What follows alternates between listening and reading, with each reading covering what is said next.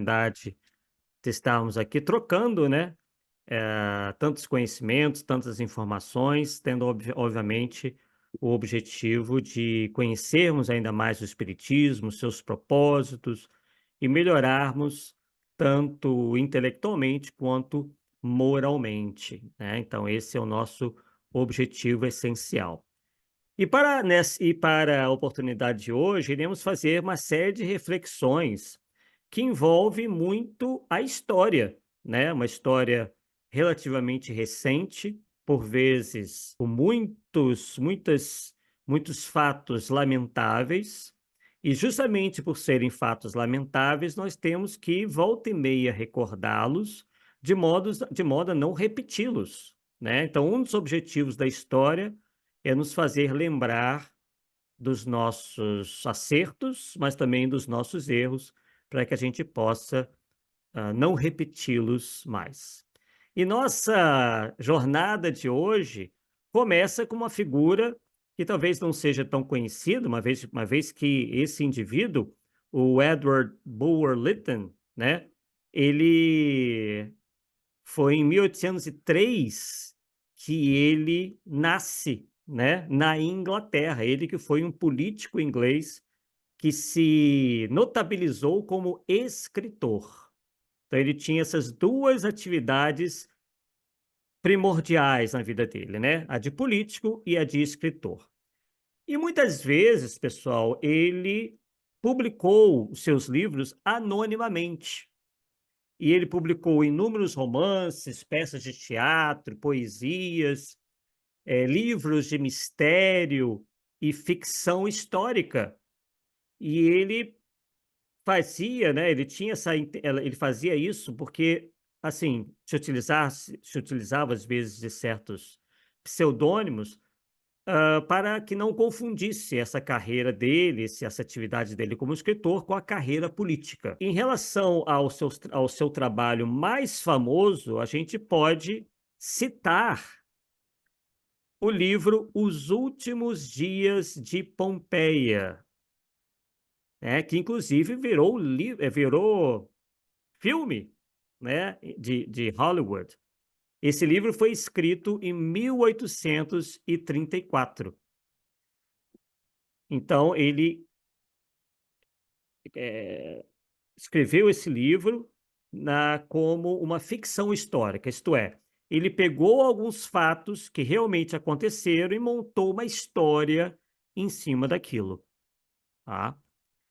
No entanto, pessoal, ele foi explorando o ocultismo e a ficção científica meio que nascente, ainda não era bem uma ficção científica, era quase como um realismo fantástico, que ele obteve mais sucesso ainda, porque o objetivo dele, segundo ele próprio, era que esses livros financiassem um extravagante estilo de vida. Então, Lytton gostava de ostentar, gostava de luxos, gostava de viajar, enfim. Então, para isso, ele arrumou essa segunda fonte de renda para que pudesse financiar isso tudo. E o Lytton achou que seria interessante virar membro da chamada Ordem Hermética da Golden Dawn, que é uma dissidência da Rosa Cruz, tão conhecida por nós, né. E aí isso trouxe para ele um grande conhecimento esotérico. E aí, depois dessa participação, dessa vivência dentro dessa ordem hermética aí, ele lança então um livro que alia esse realismo fantástico, precursor da ficção científica moderna, e o próprio ocultismo em um mesmo enredo. E aí, em 1871, quer dizer, ele já tinha aí quase 70 anos. Lembram que ele nasceu em 1803, iniciozinho do século XIX. Essa obra aqui, ó, ele lança essa obra chamada, em português ficou Vril, o poder da raça futura, que é um livro que vai ser importante aí para a compreensão de muita coisa que virá na sequência, tá? Então, o título original, em inglês, é mais ou menos isso mesmo, tá? Não foi uma tradução tão longe, não, né? Tão distante do real, tá? A gente poderia até dizer, o poder da raça vindoura. Em algumas edições, eles resolveram traduzir assim, Vril, poder da raça vindoura. Então, essa obra demonstra claramente aquilo que eu falei. O forte interesse do Lytton por ocultismo, o que acabou contribuindo para o crescimento inicial do que nós chamamos hoje de ficção científica. Tá? E aí vocês devem se questionar, tá, Arthur, mas do que fala esse livro? Esse livro, pessoal, conta a história de uma civilização que habita o interior oco da Terra. Na concepção dele, que obviamente não tem nenhum compromisso com a realidade, com a ciência, ele cria esse mundo, que seria a própria Terra, mas cujo interior é oco, enquanto nós sabemos que o interior da Terra não é oco, né? Mas tudo bem, vamos lá. E aí, nesse livro, tem um protagonista, o personagem principal, que resolve explorar, em determinado instante, as profundezas de uma mina. E aí ele ingressa, meio que sem querer, quando ele se vê nessa mina, em pleno domínio de uma raça de seres intelectual e tecnologicamente muito avançados, que teriam se refugiado lá por causa de uma catástrofe muitos e muitos anos atrás, muito tempo atrás. E essa civilização, né, teve a sua existência, né, a sua sobrevivência garantida por algo muito especial, que inclusive é mencionado na capa do livro, é o tal do vril. O que seria esse vril? Uma fonte, segundo o livro, inexaurível de uma energia ainda desconhecida na superfície e denominada com esse nome. Então, com essa substância, digamos assim, segundo o romance, todos que habitam o interior oco da Terra seriam supridos de luz, força motriz, meios de defesa e uma fonte também de vigor e juventude. Então, o Civril serve para quase tudo, tanto para o bem quanto para o mal. Então, essas criaturas que lá viviam nesse livro possuíam planos de sair algum dia das profundezas e tomar a superfície terrestre, se livrando dos humanos. Então, eles estavam esperando uma determinada situação ocorrer, para que eles pudessem, então, tomar a superfície terrestre e se livrar da espécie humana. E esse livro, pessoal, fez um enorme sucesso na época, tá?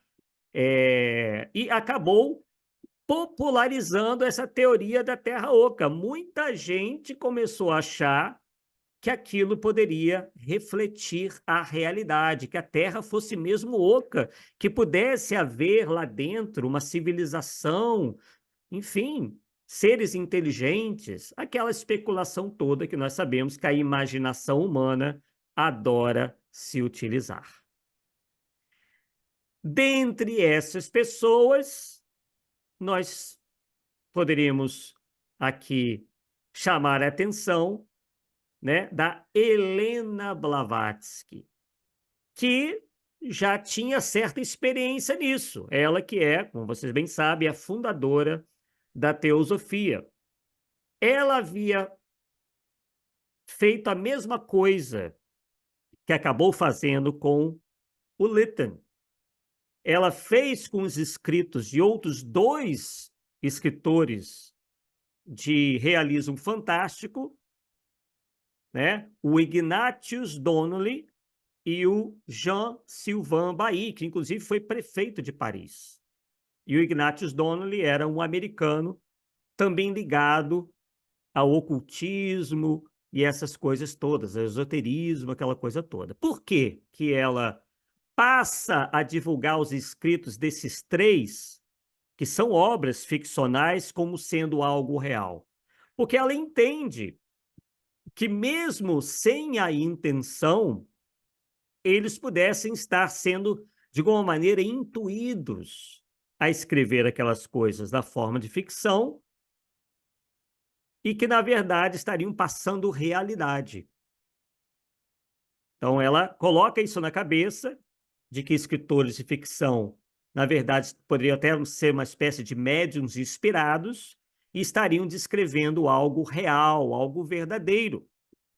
Então, logo, a Blavatsky passa a aliar a questão do vril, e aí ela começa a aumentar esse leque, às suas teses sobre a Atlântida. Mas não sem motivo, né? Porque, afinal, o livro do Lytton era a respeito de uma raça avançada, que ela começa a achar que seriam os Atlantes, e com certas características físicas. E aí a coisa começa a complicar. Seria um povo nobre, mas com características físicas como pele e olhos claros e estatura elevada.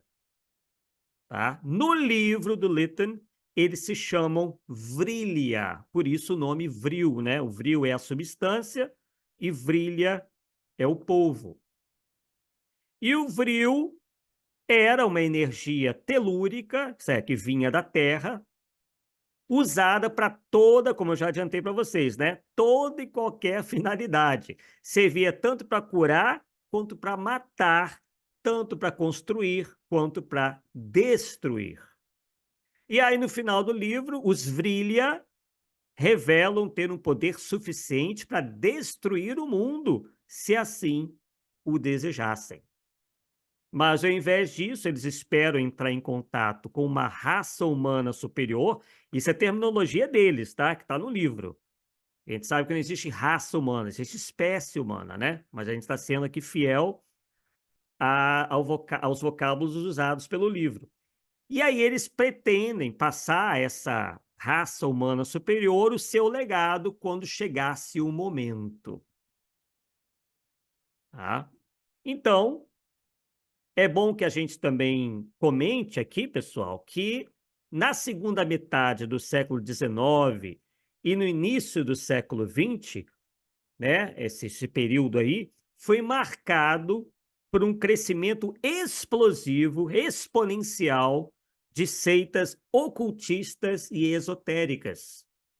Quem, como nós, nos debruçamos, todos nós nos debruçamos na história do Espiritismo, sobre a história do Espiritismo, nós sabemos que, após o desencarne de Kardec, o Lemarie, né, passa, inclusive, a permitir que livros da teosofia sejam vendidos na livraria espírita, que autores da teosofia, né, escrevam artigos para a revista espírita.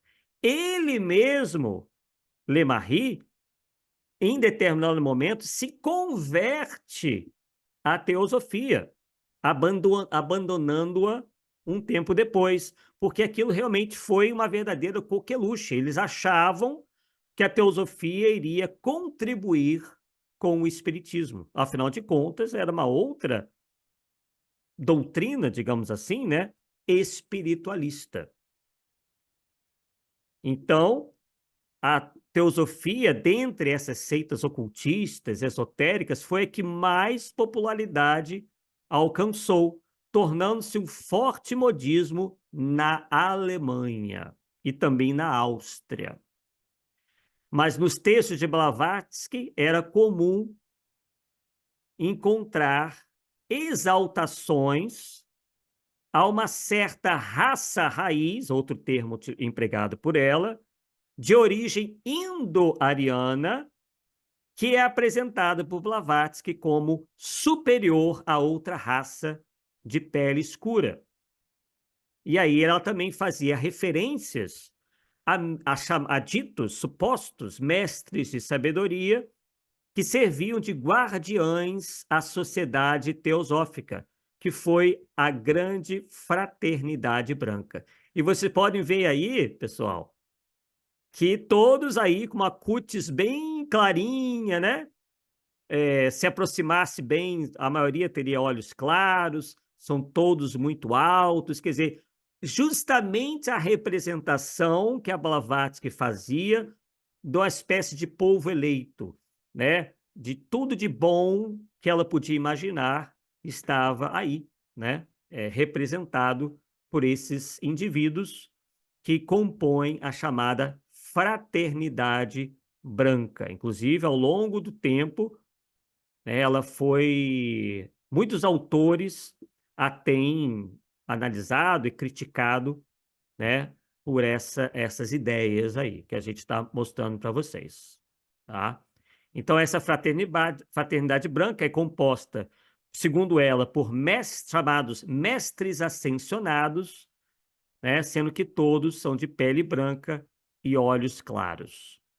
Então, o uso de termos como raças menos desenvolvidas ou raças primitivas, naquela época, parecia corroborar o que a própria ciência dizia na época. E nós sabemos bem, né, que a ciência da época ensinava isso daí, né? Kardec, por vezes, é até injustamente chamado de racista, uma vez que ele acompanhava as pesquisas da frenologia, só que não havia nada melhor na época.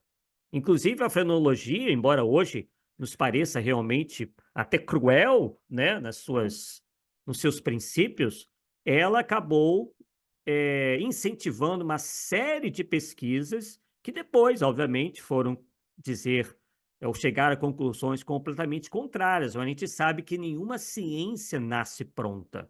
E a ciência também comete erros, até que ela chegue a um consenso, chegue efetivamente às suas conclusões. Só que a Blavatsky, ela foi além, ela foi muito mais assim, digamos assim, se fanatizou muito mais com essa ideia de uma raça superior e uma raça inferior.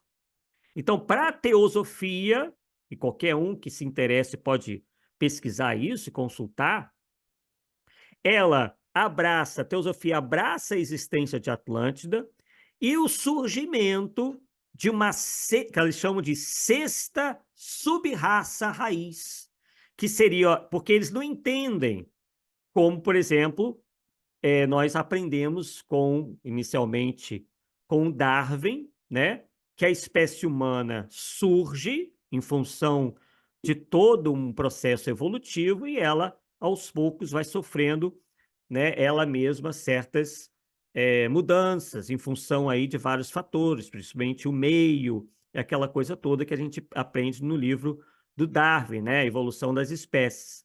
Mas a Helena Blavatsky, ela quer construir uma ciência nova. Ela não segue ipsis literis os princípios da ciência, nada disso. Então, ela passa a dizer que em determinado momento da humanidade, enfim, do mundo, surge uma sub-raça raiz, uma sexta sub-raça raiz, uma raça avançada que viria a substituir a atual, e que o mundo ideal, palavras dela, seria composto de seres de pele alva, olhos claros e altura acima da média, como eu já adiantei. E qual o nome que ela deu a essa raça avançada? Os arianos. Então, tais ensinos se constituíram o motivo perfeito, segundo muitos historiadores, alguns deles eu vou mostrar aqui para vocês, para que grupos racistas defendessem a eugenia com ainda mais força e entusiasmo. E para piorar, segundo a tese teosófica, a raça semita dos hebreus, os hebreus fazem parte dessa raça semita, tá? Era tida como degenerada, né, em relação, por exemplo, à raça ariana. Então, a culpa por uma série de males da sociedade moderna foi, aos poucos, sendo atribuída à miscigenação, quer dizer, era preciso manter a raça pura, segundo eles. Então, esses grupos de radicais passaram a agir por toda a Europa, muitos deles, não todos, mas muitos deles, dominados por uma fixação nas ideias ocultistas.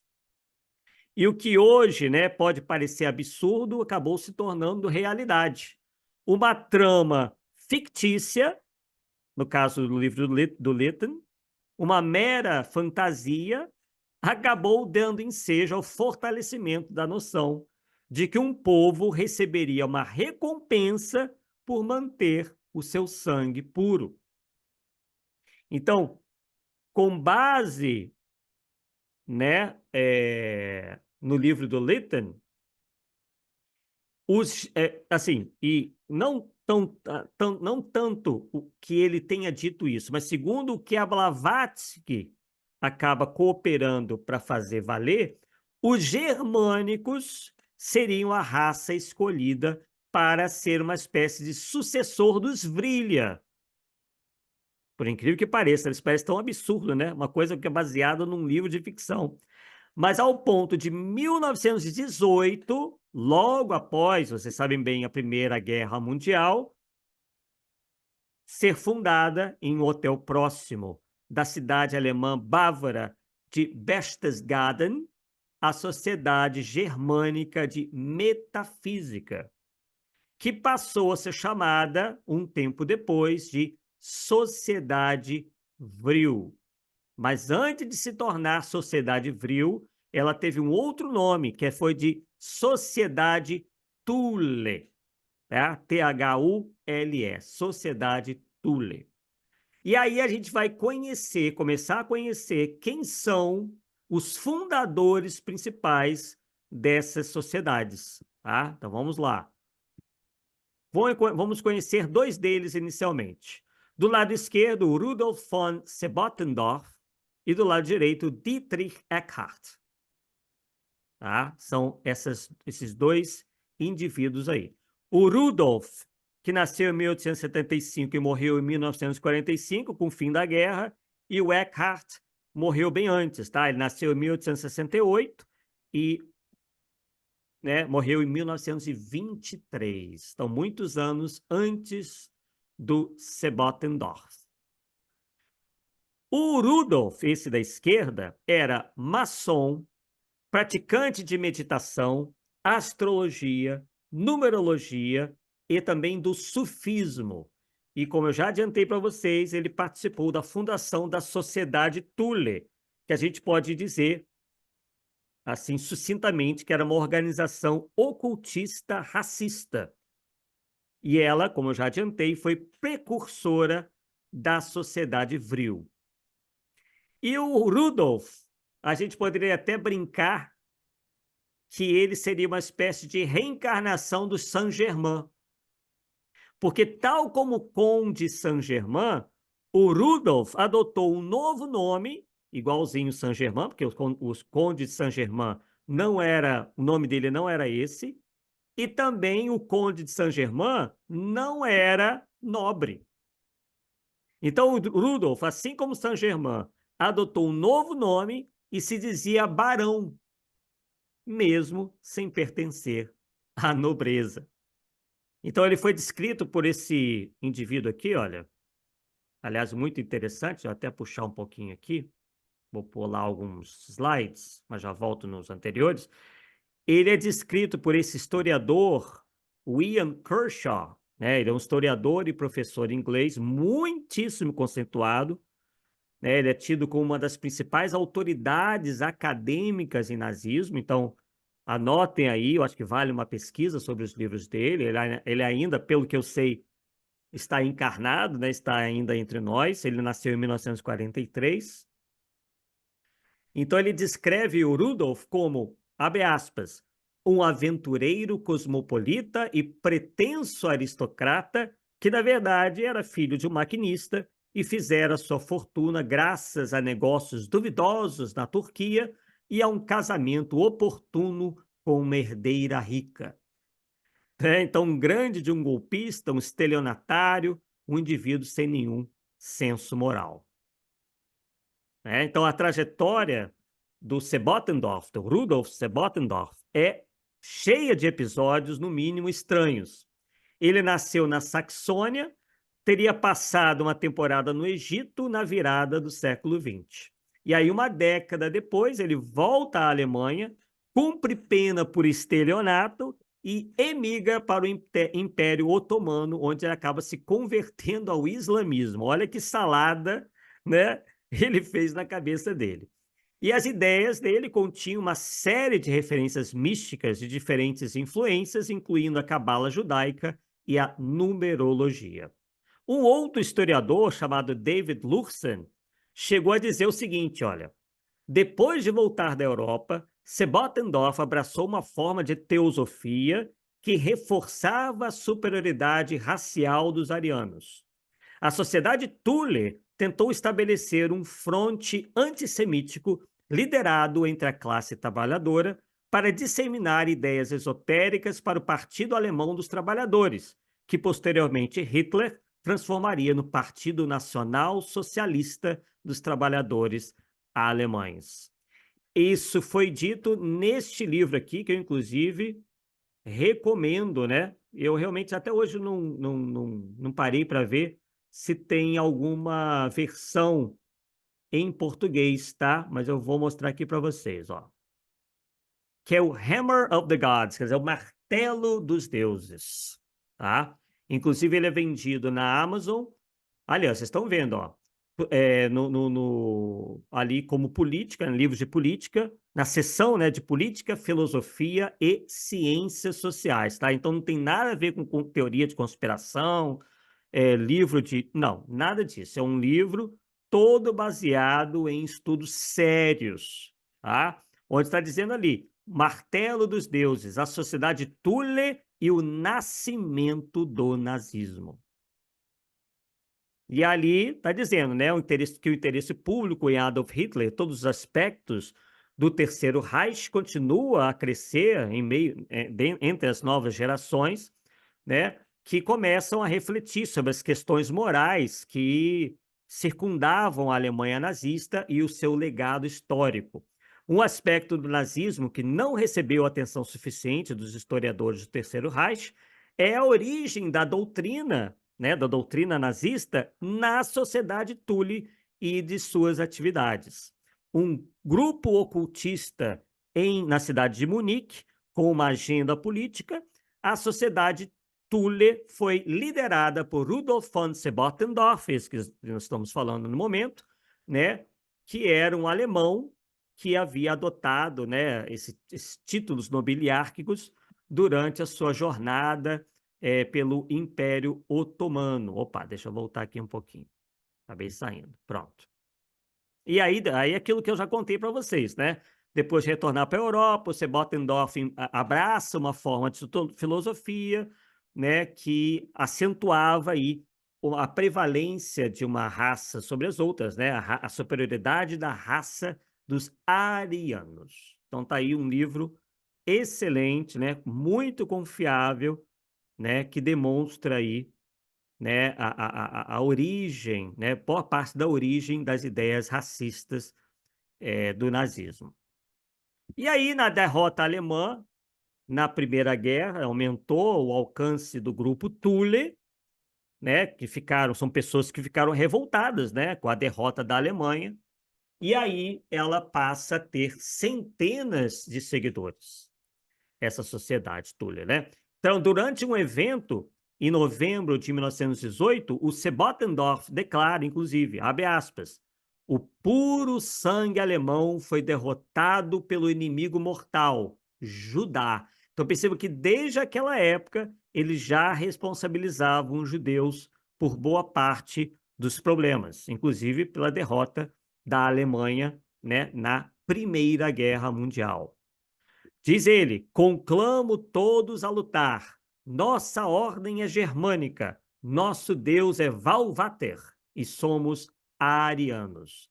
Lembrando que Valvater é um dos nomes do deus nórdico Odin, né? E é o discurso dele ecoa, né, como lema oficial da Sociedade Thule, que era o seguinte: lembra-te que tu és alemão, mantenha o teu sangue puro. Esse era o lema da Sociedade Thule. Já o Eckhart, né? Vou até voltar aqui para vocês verem o lindo rostinho dele, né? Esse da direita, como vocês estão vendo. Ele era um ex-estudante de medicina que se formou em jornalismo. Ele era viciado em morfina, esteve várias vezes internado em sanatórios e manicômios. Ele conheceu Adolf Hitler por ocasião de seus discursos políticos, exercendo então enorme influência sobre o futuro Führer, incutindo-lhe a ideologia nazista e tornando-se seu amigo íntimo. Ele tinha posições antissemitas, né, o ódio aos judeus, e acreditava na vinda de um salvador para a Alemanha. Tá? Então, inclusive, deixa eu apresentar aqui um livro que esclarece bem isso. É esse aqui mesmo, ó. O Mentor de Hitler, Dietrich Eckart. Né? Alguns escrevem com H, outros sem H. Aqui tá como Eckart. Em outros lugares a gente vai ver com Eckhart, com H, mas enfim. E ali tá contando, né, que ele realmente teve uma grande influência sobre Hitler, né? Era mais velho que Hitler, enfim, e já tinha todas essas ideias aí. Tá? Esse livro é um livro do Joseph Howard Tyson, né? Também muitíssimo interessante. E aqui nós mostramos para vocês, assim, né, resumidamente, um pouco daquilo que a gente já falou.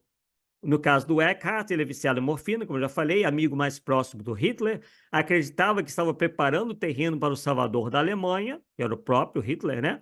E até se deu o nome de Profeta João Batista, fazendo alusão ao profeta bíblico que pavimentou a estrada para o Messias. Tirem as suas próprias conclusões, né? E aqui tem um outro livro, que inclusive é baseado nos escritos do próprio Rudolf Sebottendorf, chamado Antes de Hitler Chegar. Na sinopse diz o seguinte: não há organização que tanto tenha feito especular e alimentar imaginações férteis como a sociedade Thule, que está em alemão ali. Conforme a sua proveniência política ou ideológica, os autores que dela se ocupam dizem, umas vezes, que era uma ordem oculta, uma seita, outras, que foi uma vanguarda intelectual, um motor secreto que teleguiou dos bastidores o avanço do NSDAP hitleriano, não permitindo a literatura consagrada a essa organização formar uma opinião. O regresso às fontes, com a tradução da obra de Sebottendorf, dissipará talvez uma parte do mistério. Esta obra da edição alemã tornou-se raríssima, não existindo mais de uma dúzia de exemplares depois de ter sido proibida pelos nazistas. Claro, eles queriam acobertar, né, a origem daquilo tudo, né? Não queriam deixar muitos rastros e essa coisa toda. Aqui um livro sobre uma terceira figura, que é o Jörg Lanz von Liebenfels, que se tornou membro da Sociedade Thule, foi o jornalista e místico, né? Ele nasceu em 1874 e morreu só em 1954, quer dizer, 9 anos depois do fim da Segunda Guerra. E ele também se viu fascinado pela ideia do tal do vril. E o Liebenfels tinha experiência, ele já havia criado um culto chamado ariosofia, ó, ariano. Quer dizer, mais ou menos como a doutrina dos arianos, tá? Em que exaltava a superioridade ariana. E ele, não por coincidência, realizava rituais esotéricos na cidade de Carnuntum, na Áustria, local de uma batalha. Por que escolheram lá? Porque Carnuntum era o local de uma batalha onde os germânicos haviam derrotado os romanos muitos séculos antes. Então, a partir de 1905, o Liebenfels passa a editar uma revista totalmente antissemita, que é a Ostara. Tá? Essa Ostara ela teve várias e várias edições. E tinha entre os seus líderes não, seus leitores assíduos, o próprio Eckhart e também Adolf Hitler. Então foi justamente o Liebenfels quem atribuiu também, né? Aliás, também não, ele foi o primeiro a atribuir a Hitler uma grande capacidade mediúnica.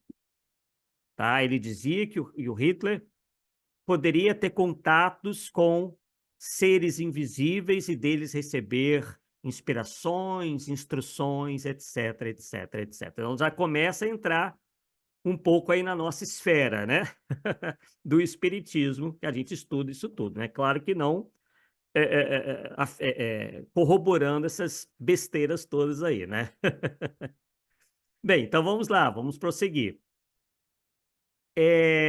Então, no fim de 1919, um ano depois do fim da Primeira Guerra, foi a vez de uma famosa médium daquela época, óbvio, uma croata, né, chamada Maria Orsic. Deixa eu mostrar a Maria Orsic para vocês, olha. Olha ela aí.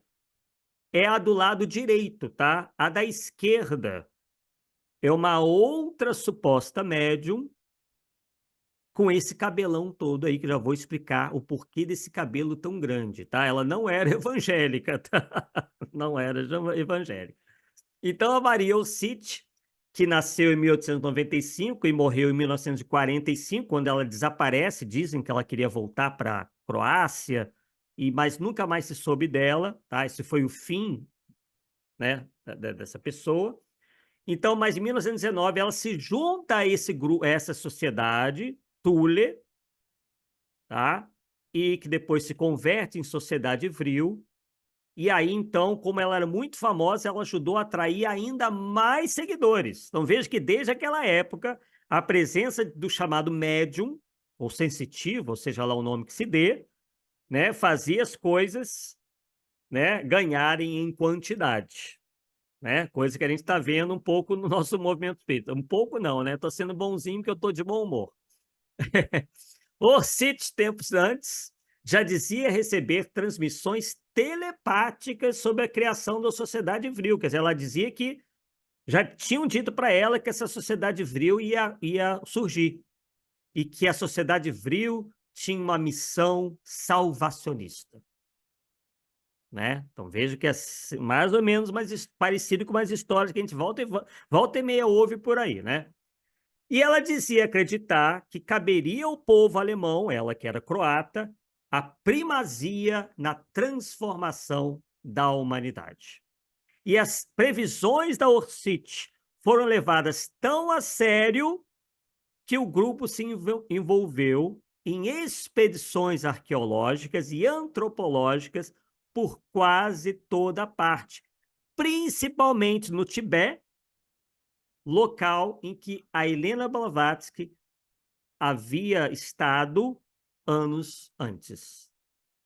E eles acreditavam que lá residiam os seus antepassados arianos, e onde eles encontrariam artefatos da Atlântida, né? Nós fizemos aqui já um estudo sobre a Atlântida. Então, por conta da teosofia, esse grupo acreditava que aquela civilização lendária teria se valido do tal do Vril. Lembrando que essa ideia é originalmente da Helena Blavatsky. Foi ela que pegou o Vril e somou com a questão da Atlântida, tá? Não foi mais ninguém. E aí teve também um nazista, que é o... Daqui a pouco eu vou mostrar para vocês em relação a esse cabelo longo aí. É fazer um suspense para vocês não irem embora.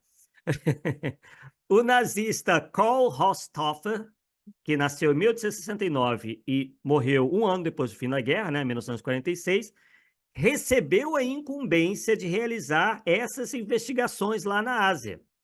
Só que, obviamente, né, pessoal, eles não encontraram o tal do Vril e acabaram trazendo de lá isso daqui, ó, a suástica. Mas eles não trouxeram a suástica. Eles não trouxeram a suástica. Eles eles pegaram a suástica e transformaram em sovástica. Houve uma inversão ali. Isso dentro da simbologia, né? Não quer dizer que eu esteja acreditando nisso daí, não. Então, da esquerda para a direita é a suástica. A suástica, segundo essa simbologia, indica um símbolo de ordem e de evolução, de construção. Enquanto a sovástica, que é da direita para a esquerda, ela é um símbolo de desordem, de involução e de destruição. E esse símbolo, pessoal, na verdade, veio substituir um outro, que é o Sol Negro. Tá? Para a gente, né, tudo isso é uma bobagem, mas para a época e para esses ocultistas, isso era algo plenamente crível. Tá? Então, ele não encontra o vril, ele traz de lá a suástica invertida, que, como eu falei, de símbolo de prosperidade, ela passa a se tornar o símbolo do movimento nazista, substituindo o sol negro, que estou mostrando para vocês aí, que é um brasão que também trazia em si um simbolismo esotérico. Tá? E aí, pessoal, inclusive, olha, a coisa é tão séria que esse castelo aqui, daqui a pouco eu vou falar nele, que serviu de palco para essas reuniões ocultistas, tinha lá no seu salão justamente o símbolo do Sol Negro. Ó, vocês podem ver aí, né, no piso do salão, o Salão dos Generais, tinha um baita de um Sol Negro lá. Tá? Inclusive, o castelo existe até hoje e o Sol Negro está lá até hoje. Claro que, obviamente, hoje virou um museu, se não me engano. Tá? Mas vamos voltar aqui à questão das mulheres, né? Que afinal de contas, o nome do nosso estudo é As Médiuns de Hitler, né? Então temos que falar delas. Mas era preciso vocês entenderem, né, tudo isso anteriormente. Então a Maria Orsic, dentro da sociedade Vril, cria um grupo fechado de mulheres, todas elas com supostas habilidades mediúnicas para tentar o quê? Localizar o tal Vril, que eles não estão achando em lugar nenhum. E essas mulheres, inclusive, passam a ser chamadas de Vrilerinnenfraus, que são as mulheres do Vril, tá, em alemão. E elas passaram a ter uma grande influência na sociedade Vril, né, que era composta também de homens, obviamente, mas elas fizeram um trabalho meio que fechado ali. E a Orsic passa a liderar o grupo, né, e depois também, são 4 médiums originalmente, e depois uma outra médium, suposta médium, né, chamada Traute, passa a se constituir no 5º membro. E aqui nisso que eu estou mostrando para vocês, nesse slide, temos ali, ó, a Sociedade Vril. A Sociedade Vril foi uma sociedade secreta composta de 4 mulheres. Depois a Traute se junta, tá? Tem fotos delas que eu vou mostrar daqui a pouco.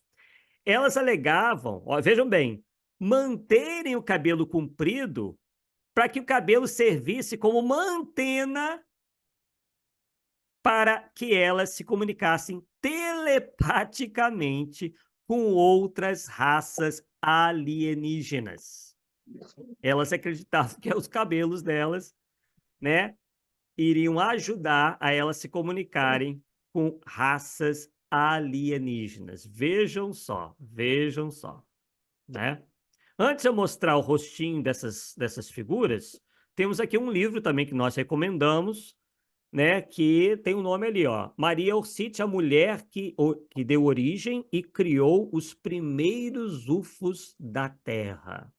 Então a gente vê aí a ufologia, isso é como se fosse assim um primeiro passo para a ufologia, né? Justamente essa médium aí, né, que estava aliada, que era aliada aos nazistas e se dizia aí capaz de se colocar em contato com raças alienígenas. Então está dizendo ali, ó, Maria Orsic, a personalidade mais importante da história da ufologia, segundo esse autor, o Maximilien de Lafayette.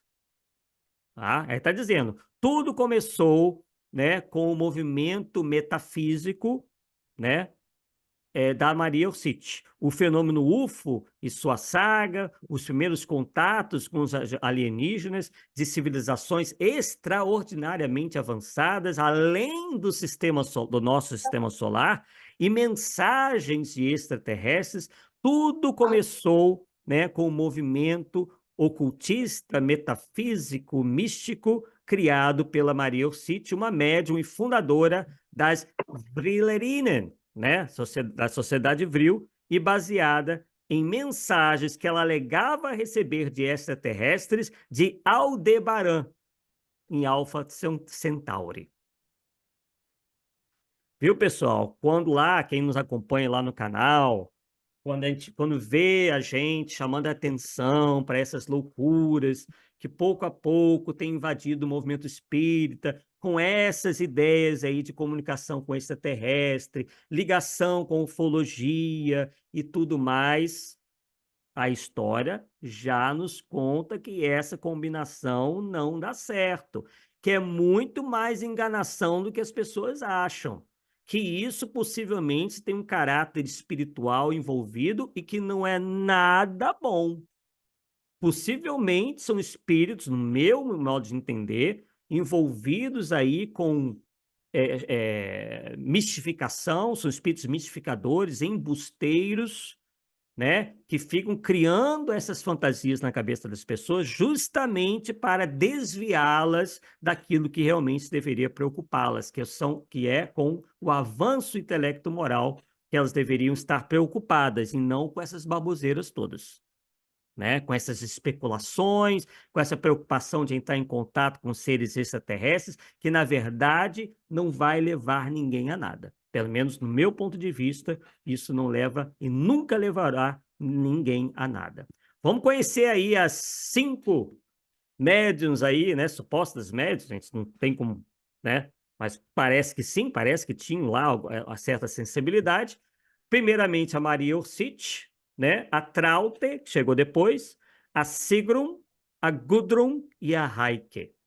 Então, percebam que eram todas mulheres, assim, né? Bem afeiçoadas e tudo, bem dentro daquele padrão germânico, né? Eles tinham toda essa estética, né? De querer mostrar que os alemães, que os arianos eram superiores em tudo, inclusive na beleza, né? Então, tá dizendo ali, ó, algumas das belas mulheres. Deixa eu mostrar aqui para vocês, né? Não mostrando já para vocês, né? Já está aí na tela. Beleza.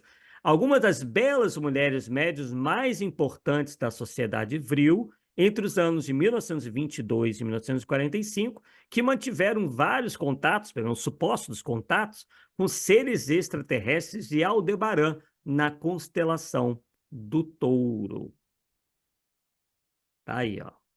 Então, são pessoas que efetivamente existiram, não tem nada de invenção, nada disso, né? E aí, com a chegada dos nazistas ao poder, em 1933, muitas pessoas ricas e influentes foram convidadas para participar dessas reuniões da sociedade vril, embora não se saiba ao certo exatamente, né, quantos membros do partido nazista, políticos, empresários, apoiadores, teriam aderido, porque a coisa era meio informal.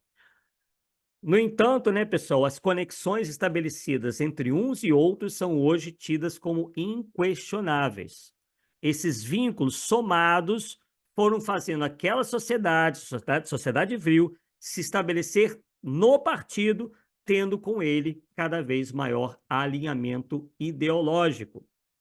Alguns pesquisadores afirmam, inclusive, que a sociedade vril contou com alguns indivíduos chaves do governo alemão, tais como Hermann Göring, que é o criador da Luftwaffe, né, que é a aeronáutica alemã de guerra, o Himmler, que é o homem forte da SS nazista, o Alfred Rosenberg, que é idealizador da teoria racial e promotor do extermínio judeu, o Rudolf Hess, que é um político influente do partido nazista, e o Martin Bormann, que era chefe da chancelaria nazista. Então, homens que vocês sabem muito bem eram de uma crueldade absurda. Então, segundo alguns historiadores, todos eles teriam passado por essas iniciações e rituais da sociedade vril, e Thule também, né, no passado, muito sendo discutido se Hitler teria feito parte ou não. Quer dizer, se tem ainda dúvida se o Hitler participava mais ativamente disso. Mas a maioria dos historiadores hoje afirma que acreditam que Hitler não fazia parte ativamente, mas que é razoável supor que ele conhecia e sabia, aceitava essas atividades, né? No entanto, foi o Himmler quem mais esteve envolvido com a sociedade vril, tá? Ele era conhecido por todos, né? Esse interesse do Himmler pelo ocultismo. Ele foi, inclusive, responsável por introduzir muitos elementos de simbolismo místico no Terceiro Reich. Ele não, obviamente, que ele não comandava as tropas com base apenas nisso, né? Claro que ele tinha suas convicções políticas, estratégias e tudo mais, mas ele nunca negou, né, essas suas concepções ocultistas. Inclusive, ele enviou uma expedição em busca do Santo Graal, pois ele acreditava que esse cálice, né, que teria sido supostamente usado por Jesus na última ceia, esse cálice ele daria poder absoluto para quem o possuísse. Então, sabendo que ele não poderia se basear no ocultismo para dar satisfações à opinião pública, o Himmler criou em 1935 o Ahnenerbe, que é um instituto de pesquisa que produzia provas arqueológicas, veja bem, provas arqueológicas com fins políticos. É a ciência sendo utilizada pela ideologia, né? Qualquer semelhança com hoje em dia também talvez não seja mera coincidência, né? Então se manipula aí a ciência para se atingir determinados fins. Então seu nome, esse Ahnenerbe que eu falei, é um termo alemão que significa herança ancestral. Ele chegou a se tornar membro, né, o Himmler, da Sociedade Vril, como eu já adiantei. Ele se dedicava, inclusive, a participar de celebrações místicas, a realizar rituais, iniciações e até o casamento da prima da esposa do Hitler, Eva Braun, ocorreu, né, nesse local de encontro, né? Então, eram feitas evocações e até mesmo sacrifícios, muitos deles envolvendo crianças, né? Por que eles faziam sacrifício de crianças? Porque eles acreditavam que o vril que vinha de uma criança seria mais concentrado e poderoso do que qualquer outra fonte, sendo que elas eram tidas como portais entre os mundos, entre o mundo espiritual e o mundo físico, né? Então, por isso que as crianças passaram a se tornar vítimas ideais para o sacrifício humano. Então, essa prática bizarra, cruel, que já vinha ocorrendo desde o fim da Primeira Guerra Mundial, né? Onde, por exemplo, na Bavária, várias crianças ilegítimas ou órfãs, vindas de lugares devastados pela guerra, foram inicialmente abrigadas para depois sumirem sem deixar vestígios. Tá? Então, esse castelo aqui, já estamos nos aproximando aqui do fim da nossa apresentação, mas esse castelo que eu mostrei para vocês, ó, é o que vocês possam depois, se quiserem pesquisar, é o castelo de Wewelsburg. E essa obsessão do Himmler pelo ocultismo era tanto que ele mandou modificar o castelo de Wewelsburg, né, para que se tornasse, como eu disse lá no início, um templo dedicado ao nazismo e também aos rituais ocultistas. E aí o Himmler, inclusive, se serve da mão de obra escrava, né, que era composta por prisioneiros de guerra para fazer essas modificações no castelo. É um castelo muito antigo, que vem lá do século XVII, se não me engano, tá? E ele existe até hoje, tá? E aí, como a gente pode ver, eu mostrei para vocês, né? Tem lá o Sol Negro, né? Que também está entalhado no alto da torre norte do castelo, que era justamente o local onde ficava o templo em que ocorriam as celebrações mais importantes, como inclusive a iniciação dos membros da SS. Tá? E entre esses rituais, a gente pode dizer que também eram realizadas comumente cerimônias orgiásticas, né? Então, o que seria parte do chamado tantrismo negro. Tá? Então, eles praticavam essa série de sortilégios, principalmente o tantrismo negro, com essas cerimônias aí regadas, né, a enfim, libertinagem, como vocês já puderam ver. Né? Então, o propósito desses ritos não era apenas localizar o vril, mas também eliminar inimigos políticos e desafetos, canalizando uma energia mística. É uma espécie de trabalho, né, que eles faziam sem galinha, né, sem galinha preta, mas da maneira deles, eles achavam que eles poderiam canalizar coisas ruins para os inimigos da Alemanha. E aí depois veio uma história de que a Orsic, né, teria pensado em utilizar o vril para servir de combustível para discos voadores nazistas, quer dizer, construídos, né, pela Alemanha, que inclusive houve projetos, tá? Existe um livro chamado Os Discos Voadores de Hitler, onde está bem documentado que havia um projeto chamado Die Glock, em que eles lá queriam construir discos voadores nazistas e utilizar o tal do vril como combustível, e também utilizar o vril como também uma fonte energética para construir armamentos, né? Então, esses OVNIs nazistas levavam o nome de discos voadores do Reich, em alemão, e a Orsic, essa nossa médium aí, alegava ter visto em um dos seus transes. Olha lá, o que vinha, né, nesses transes dela. E afirmavam que seriam vitais, ela afirmava que seriam vitais esses discos voadores para a vitória da máquina de guerra nazista. Então, pessoal, para nós chegarmos, então, ao final dessa primeira parte, essas considerações nós consideramos importantes em função, como eu disse no início, a gente aprender, né, com os erros históricos e nos afastarmos, por vezes, de ideias que parecem, por vezes, muito bem formadas ou que, a princípio, vêm de pessoas bem intencionadas, mas a gente sabe que, né, como diz o popular, né, de bem intencionados o inferno deve estar cheio, né, segundo a sabedoria popular, que não basta estar com rótulo de espiritualismo, de dizer que propago bem a espiritualidade, porque às vezes, pessoal, né, ali está nos bastidores ou nas entrelinhas ideias completamente estapafúrdias que nunca levarão à fraternidade. Vejo que essas ideias ali serviram de base para uma das maiores tragédias da humanidade, né, motivada aí pelo sentimento de superioridade racial.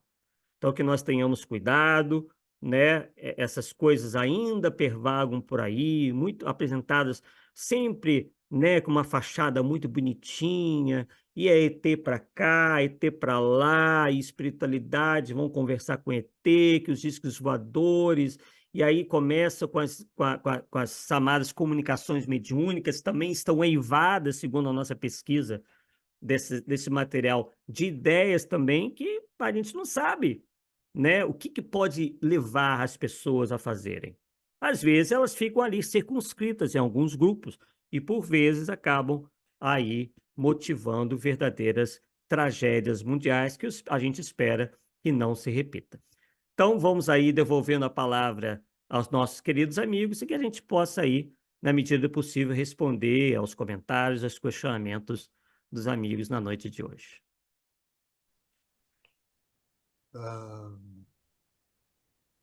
Perguntas? Um monte. Um monte. Se você vai continuar mais uma aula que vem, é isso?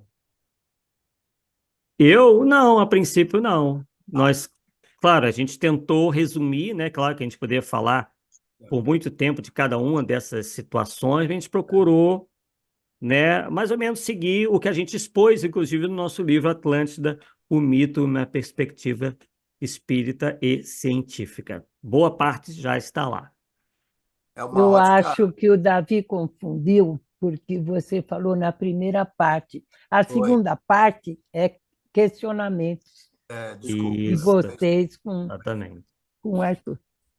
Então, isso vem a somar a história econômica da Alemanha, né?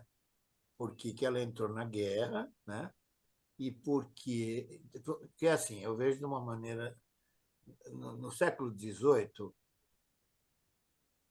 perdão, no século XIX, foi o iluminismo e os Estados Unidos com as mesas girantes, tal, começaram a sair e a França correu atrás com Kardec, pesquisou e montou toda essa codificação, toda a nossa base de estudo. E quem ficou de fora foi a Alemanha e a Itália, né? Tanto economicamente como espiritualmente, né? Abrindo um espaço para o mal ou para um bando de gente sem vergonha querendo colocar ideias que não eram relativamente a coisa. Então, tudo que antes você fala, eu ia pensando, você falou do Santo Grau, eu estava pensando, aí eles foram atrás do Santo Grau e foram atrás também da Caixa de Pandora para se eternizar e assim, né? Mas isso se repete também depois da Segunda Guerra, na Guerra Fria, com os russos fazendo experiências espirituais e os americanos também, Uhum. dando, mandar e ter informações através de espíritos, tanto uma como a outra, né? Na Guerra Fria, né? Então, é assim, o engraçado é como essa ideia foi corroendo, comendo, entrando devagar numa sociedade que eles eram contra os judeus, mas os judeus também mantiveram a guerra até um pedaço, os bancos judaicos, né? Alguns bancos de judeus, né? E quando Hitler se virou contra os judeus, aí a gente já sabe o que aconteceu da história, né? Então, foi muito interessante essa tua apresentação, entendeu? Vem a corroborar com um monte de coisas, entendeu? Esse papo da teosofia, isso é demais. Isso que você contou, olha, parabéns, muito obrigado. Que bom, Davi. Estamos felizes aí. E é claro, né, eu gostaria de acrescentar é que, obviamente, esse não é o único fator, não foi o único fator que provocou a Segunda Guerra. É claro que há uma série aí de antecedentes, né, o próprio Tratado de Versailles, né, que sempre foi contestado pelos alemães, né, a ideia de expansionismo de Adolf Hitler, né, para o espaço vital, enfim, claro que está dizendo que não houve outras motivações para a Segunda Guerra, mas que realmente essas ideias da, da preponderância racial dos arianos, isso serviu de bojo para muita coisa. Eu jamais ouvi falar nisso. Oi, Niva. Verdade. Nunca ouvi falar que o ocultismo tivesse alguma coisa a ver com essa guerra com essa exterminação, né? Esse extermínio terrível dos judeus. Jamais ouvi falar sobre isso. É verdade que o Hitler está adormecido, cuidado por anjos em mundos abissais? Eu desconheço a veracidade dessa Uma informação. vez eu vi, não acordo louco, não. Anda por aí essa história. A gente espera que ele fique dormindo eternamente, né? Não acorda.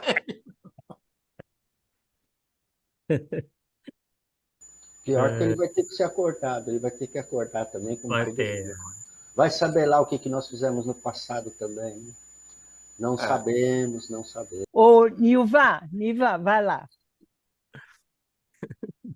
Não, eu achei muito interessante a colocação do Arthur. Agora, essas outras ideias eu já não discuto, porque eu realmente aqui a minha ideia é mais voltada para o espiritismo. Eu não estou muito preocupada com o lado político da situação. Por que que a Alemanha fez guerra ou deixou de fazer? Eu só achei interessante a colocação de que houve aí também um fundo esotérico em toda essa história. Embora até agora eu não consigo entender como que alguém acreditou que esse vril era uma coisa real. Ou será que acreditou, ou será que quis fazer com que as pessoas acreditassem? E a gente vê que tem muita utopia por aí que as pessoas ficam querendo botar na cabeça da gente. E nós, como espíritas, eu sou favorável, né, que a gente tem que buscar é a origem. né? No nosso caso, são as obras de Kardec. E, é claro, aquelas obras complementares, com a devida, com a devido critério, né? Porque nem toda obra complementar também precisa ser integralmente absorvida. Essa é a minha maneira de pensar. Por isso eu gosto tanto de quando eu tenho oportunidade de assistir as palestras aqui. Que bom, Nilva. Estamos felizes aí que para você, né, no caso, foi uma novidade, né, e realmente é um estudo fascinante. Eu queria só que você repetisse o nome do livro. É Atlântida? É o livro de É, nossa autoria, né? A gente, inclusive, lançou aqui Atlântida, um mito em uma perspectiva. O mito. Isso, em uma perspectiva espírita e científica. Ah, Você pode comprar e, pela Amazon, está disponível lá. ok, vou fazer isso. Muito muito bom, obrigada. viu, Niva, Muito o boa a livro. sua Eu palestra. já li, muito bom o livro. Recomendo também. Tudo bem, pessoas? Eu só queria, é, sabe, colocar um paradoxo. Nós temos uma ideia do povo alemão como um povo lógico, frio, calculista, principalmente bastante lógico. Mas, ao mesmo tempo, existe um paradoxo, é um pessoal bastante místico. Eu conheço a Alemanha, conheço os alemães, e eles têm muitas seitas, que para a gente fica uma coisa assim estranha, né? Porque a gente não acredita muito que o alemão possa ser tão místico, como você nos trouxe hoje, mas é. Sim, sim. Né? Porque tudo você pode usar para o bem e para o mal. O que a gente demonstrou aqui é que a mediunidade, tão decantada aos quatro ventos como sendo uma possibilidade de avanço, pode ser um instrumento utilizado pelo mal. Então, como é Do que a gente processo. pode se resguardar disso?